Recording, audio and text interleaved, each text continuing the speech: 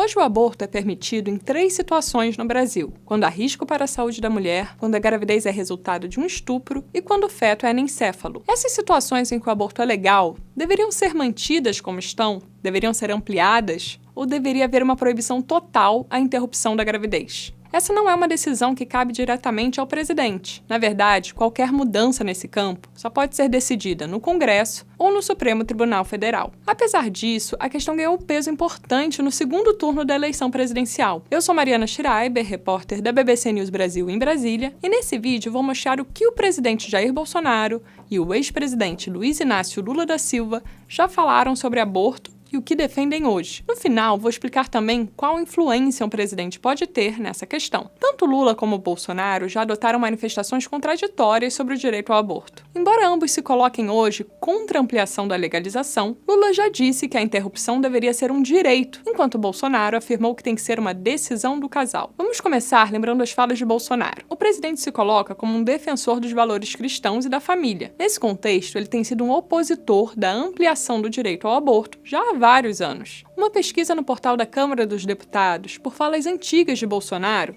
de quando ele era deputado federal, mostra que ele abordou a questão do aborto em algumas ocasiões, quando fazia defesa da ampliação do acesso a métodos de esterilização, como vasectomia e laqueadura. O então deputado dizia ter uma obsessão pelo tema do planejamento familiar, pois considerava que o excesso de filhos da população mais pobre causava graves problemas sociais como fome, desemprego e violência. Um vídeo compartilhado por Bolsonaro em 2018, cuja data de gravação não é informada, mostra um pouco dessa visão do então deputado. Se depender do meu voto, a legalização do aborto não será dado nesse sentido. Eu tenho um projeto em Brasília que visa, inclusive, evitar abortos. Ou seja, hoje em dia, uma mulher, um homem, para fazer laqueadura ou vasectomia, tem que ter 24 anos ou 2 filhos. A minha proposta passa para 18 anos, independente do número de filhos. Depois, a oposição à ampliação da legalização do aborto ganhou mais peso no discurso de Bolsonaro e virou tema de destaque na sua campanha presidencial já de 2018. Na sua visão, o aborto é um assassinato e é preciso proteger a vida do futuro bebê desde a concepção. Em junho deste ano, Bolsonaro chegou a criticar o aborto realizado legalmente em uma menina de apenas 11 anos que engravidou de um garoto de 13, situação que é classificada como estupro pela lei brasileira. A interrupção dessa gravidez ocorreu no 7º mês de gestação, após determinação da Justiça, já que o hospital procurado pela família quando a menina estava grávida de cerca de 5 meses se recusou a realizar o aborto. Mas apesar da oposição ferrenha ao aborto ter se tornado marca de Bolsonaro, declarações mais antigas do presidente são contraditórias com essa posição. Em fevereiro de 2000, a revista Isto é Gente publicou uma entrevista com ele, então deputado federal. A jornalista Cláudia Carneiro perguntou o que Bolsonaro achava sobre a legalização do aborto. Ele respondeu: tem de ser uma decisão do casal. Em seguida, ela perguntou se o então deputado já havia vivido tal situação. Sua resposta à jornalista foi: já, passei para a companheira, e a decisão dela foi manter. Está ali, ó, disse o então deputado, segundo a revista, apontando para a foto do mural de seu filho mais novo, Jair Renan, de 1 ano e meio na ocasião. A campanha de Lula levou essa entrevista à propaganda eleitoral para atacar Bolsonaro. Essa declaração à revista Isto é Gente já tinha sido resgatada na eleição de 2018. Naquele ano, o jornal Folha de São Paulo questionou Bolsonaro sobre a declaração de que o aborto seria uma decisão do casal. Segundo o jornal, o então candidato disse que era contra o aborto, mas que a decisão caberia à mulher. Após a publicação, Bolsonaro divulgou um vídeo refutando a reportagem da Folha. Eles querem, com isso, me jogar contra determinados grupos de pessoas, né, que de uma forma ou de outra são contra o aborto, coisa que eu sempre fui. Vamos agora ao que Lula já disse sobre aborto. Em abril deste ano, o ex-presidente defendeu que o aborto seja tratado como questão de saúde pública e que todos tenham direito a interromper uma gravidez. Segundo ele, a proibição não impede que mulheres de maior renda busquem o aborto em outros países, onde a prática é legalizada. Por outro lado, argumentou o petista, a proibição leva mulheres pobres a arriscarem suas vidas com métodos inseguros no Brasil. Aqui no Brasil, por exemplo, Martim, as mulheres pobres, elas morrem tentando fazer aborto porque é proibido, o aborto é ilegal, quando na verdade deveria ser transformado numa questão de saúde pública e todo mundo ter direito e não ter vergonha. Eu não quero ter um filho, eu vou cuidar de não ter meu filho. Vou discutir com meu parceiro, eu não quero.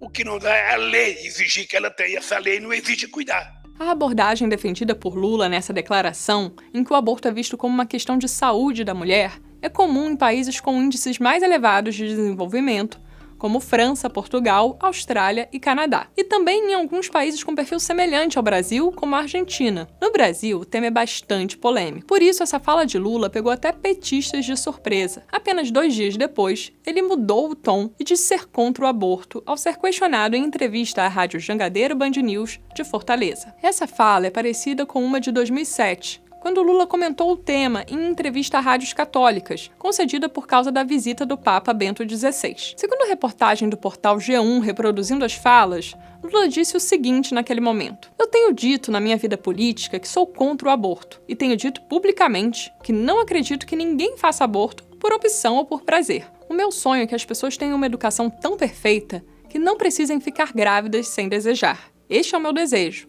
Agora, enquanto isso não acontece, o Estado precisa assumir a responsabilidade de cuidar de milhões de pessoas ao longo de décadas, que às vezes ficam grávidas sem querer ficar grávidas." As contradições do petista têm sido muito exploradas na campanha de Bolsonaro. O presidente e seus filhos abordam o assunto quase diariamente, em mensagens compartilhadas em suas redes sociais, como essa que o presidente postou no Twitter em 7 de outubro. Lula agora tenta dizer que é contra o aborto, enquanto é apoiado por quem defende, que é cristão, enquanto é apoiado por quem odeia a igreja, que é contra as drogas, enquanto é apoiado por quem é a favor, que é contra a corrupção, enquanto ele e seu bando foram presos por isso. A campanha de Bolsonaro também usou a declaração de Lula em sua propaganda de TV, contrastando a fala do petista com um trecho do discurso feito pela Madre Teresa de Calcutá ao aceitar o Prêmio Nobel da Paz. Com o tema ganhando cada vez mais força na campanha e ameaçando afastar votos de eleitores cristãos de Lula, sua campanha tem reagido às acusações de Bolsonaro. Logo após o primeiro turno, o petista gravou esse vídeo em que reforça ser contra o aborto. Não só eu sou contra o aborto, como todas as mulheres que eu casei são contra o aborto.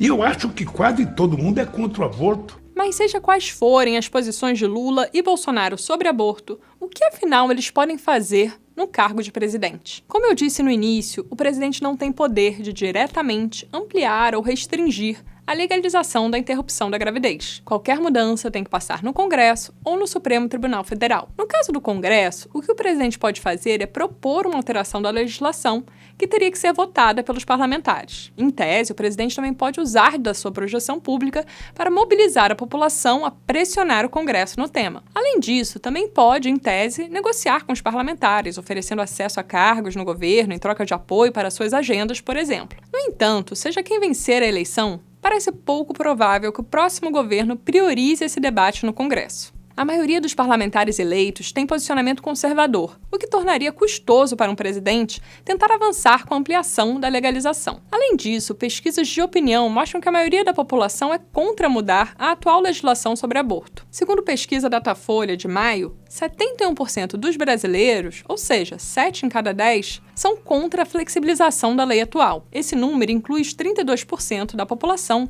que acham que a proibição deve ser total, ou seja, mesmo em casos de estupro ou de risco à saúde da mãe. Apenas 18% dos entrevistados pelo Datafolha disseram ser a favor da ampliação das hipóteses de aborto legal, e somente 8% disseram ser a favor da legalização total. A pesquisa mostrou ainda que os segmentos mais pobres e menos escolarizados são os que mais se opõem ao direito ao aborto. Além do caminho pelo Congresso, outro meio possível para aumentar as hipóteses de aborto legal seria uma decisão do STF. Isso ocorreria, por exemplo, se houver um julgamento sobre essa questão e a maioria da corte entender que a proibição à interrupção da gravidez contraria o direito constitucional da mulher à dignidade humana. Embora existam ações sobre o direito ao aborto esperando a análise do STF, não há qualquer perspectiva concreta de que o tema entre em julgamento na corte. Também não está claro se haveria maioria em favor de alguma mudança na atual legislação. O próximo presidente terá direito a indicar 2 ministros para o Supremo, já que Ricardo Lewandowski e Rosa Weber se aposentam em 2023. Essas indicações, porém, precisam ser aprovadas pela maioria do Senado. É isso, pessoal. Eu fico por aqui. Até a próxima.